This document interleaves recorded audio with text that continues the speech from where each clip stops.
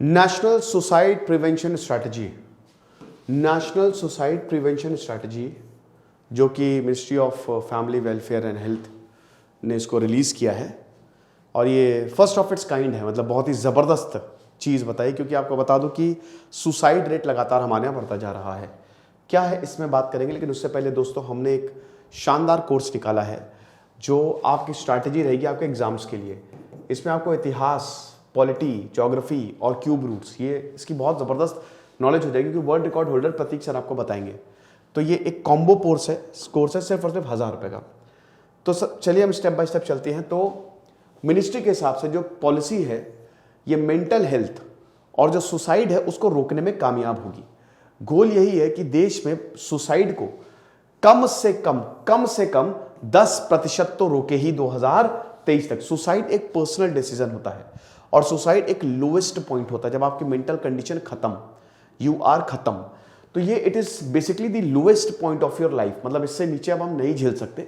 और एक बहुत ही क्या कहते हैं कि सुसाइड की जो शुरुआत होती है ना वो टेंशन से होती है, छोटी सी टेंशन डिप्रेशन बनता है, डिप्रेशन फिर खतरा बढ़ जाता है। तो इसीलिए सीवियर डिप्रेशन में ही इंसान सुसाइड अटेम्प्ट करता है। तो वो ये सरकार एक ऐसी चीज है ना जिसको सरकार रोक नहीं, क्योंकि पर्सनल है, कब कौन सुसाइड कर ले आपको नहीं पता। तो 2023 तक कम से कम 10% तक तो हम इसको घटाएंगे ही घटाएंगे। और एक फ्रेमवर्क बताती है जिसमें सारे के सारे स्टेक होल्डर्स सामने आ रहे हैं। तो इसमें बेसिकली यहां पे 3 और 4 ऑब्जेक्टिव्स की 3 मेन ऑब्जेक्टिव्स हैं। सबसे पहले तो effective surveillance mechanism for suicide अगले 3 साल में, क्योंकि 2025 तक हमारे पास टाइम है और ये तो मिनिमम है ना, मैक्सिमम तो हो सकता है सुसाइड ही ना हो। तुरंत कॉल किया किसी ने कि भाई सुसाइडल बिहेवियर आ रहे हैं, सर्विलांस मैकेनिज्म नजर बनाई जाएगी, स्पेशली वो जो डिप्रेशन के मरीज हैं। Second, psychiatric out patient departments that will provide suicide prevention services through district mental health program. अगले 5 सालों में सारे के सारे डिस्ट्रिक्ट में मेंटल हेल्थ प्रोग्राम चलाया जाएगा। उसके अंदर ये आएगा एक साइकेट्रिक आउट पेशेंट, आप घर पे हो, प्रॉब्लम हो रही है, तुरंत ये मेंटल हेल्थ डिपार्टमेंट बोलेगा जाओ बेटा जाओ, उसको जरूरत है, एक साइकेट्रिस्ट को भेजेगा जो आपका ट्रीटमेंट तुरंत आपकी मदद करेगा ताकि सुसाइडल थॉट्स बंद हो पाए। तीसरा, मेंटल वेलबींग करिकुलम हर एजुकेशनल इंस्टीट्यूशन में।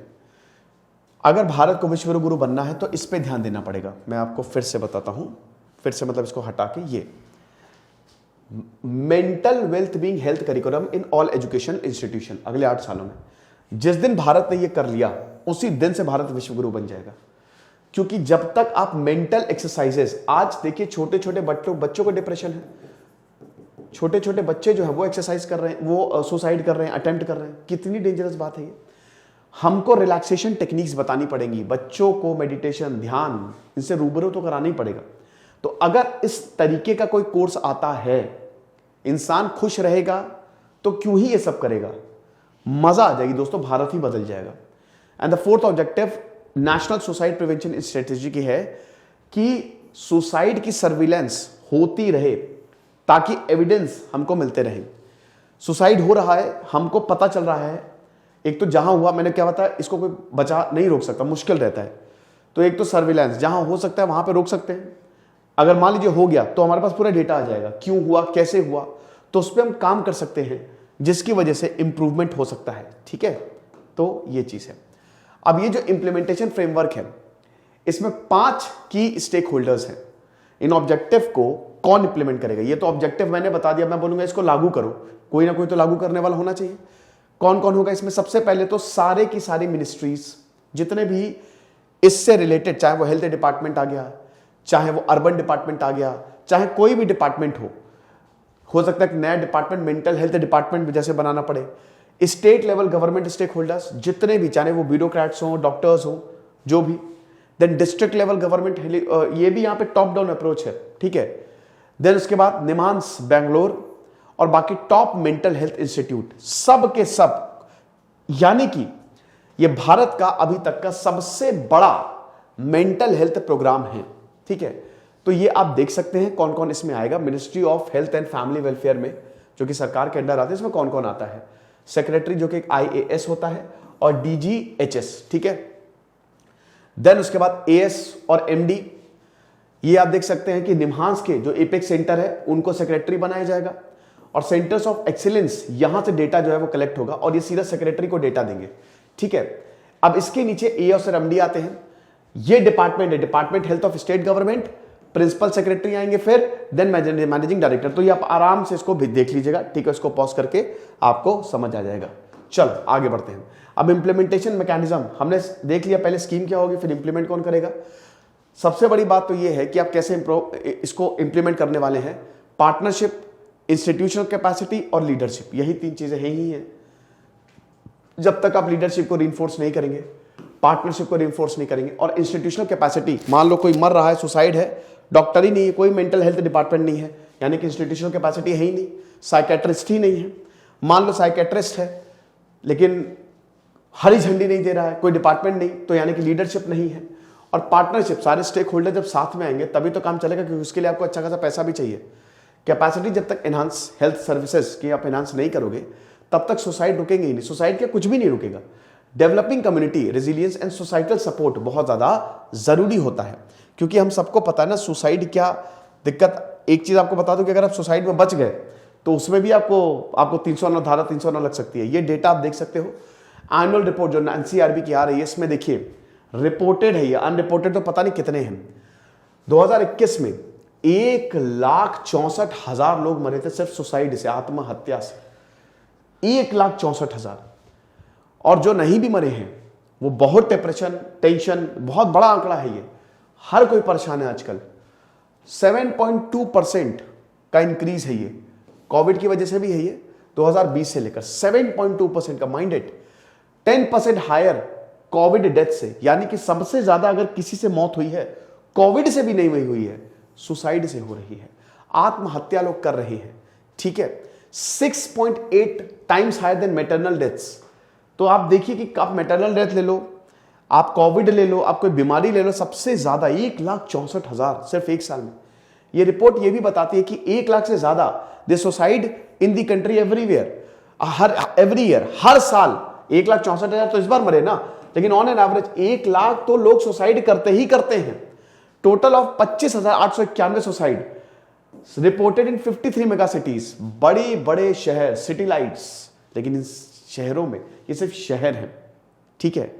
कहते हैं ना कि आपका घर है, घर मतलब आपका मकान है, वो घर नहीं बन पाया। तो वही चीज है, इन शहरों की गलियों में जब आप जाओगे तो आपको सन्नाटा ही मिलेगा, दिलों में सन्नाटा मिलेगा, लोगों में परेशानियां मिलेगी। कितनी भी ऊंची बिल्डिंग खड़ी कर दो, कितनी भी मेट्रो चला दो, रोडें बिछा दो, कार, लेकिन वो नेगेटिविटी जो है, वो परेशानी, वो साफ झलकती है, ठीक है। आजकल तो ऐसा हो गया है कि अगर कोई गिर रहा है तो लोग उसका वीडियो बनाएंगे, बाद में उसकी मदद करेंगे। In the past 3 years the suicide rate in the country has increase from 10.2 to 11.3।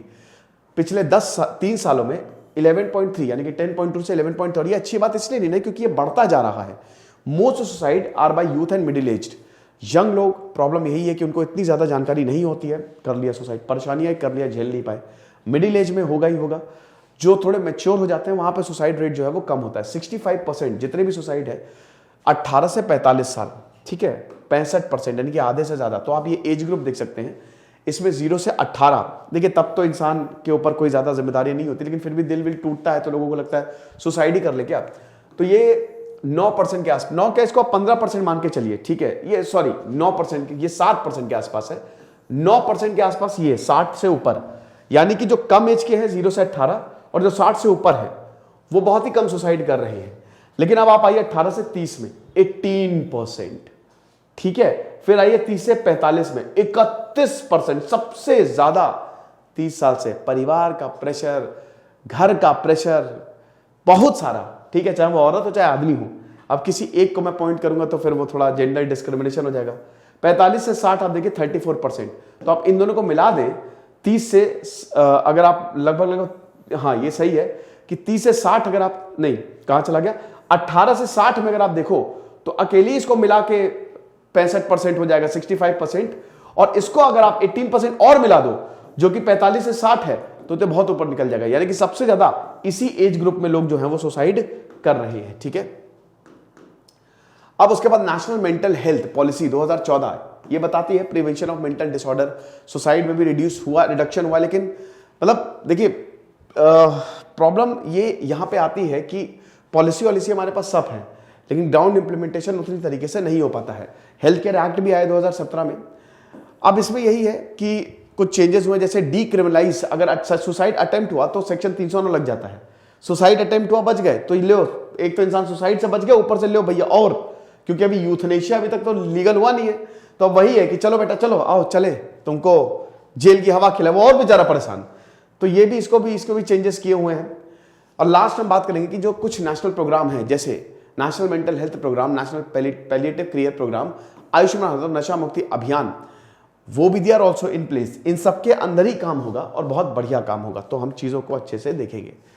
तो ये शानदार मेमोरी का कोर्स जो हमने बनाया, इसको जरूर अवेल करें। तो ये सबसे बड़ी सुसाइड स्ट्रैटेजी जो सरकार ने अपनाई है। जैसे सिद्धांत अग्निहोत्री साइनिंग ऑफ।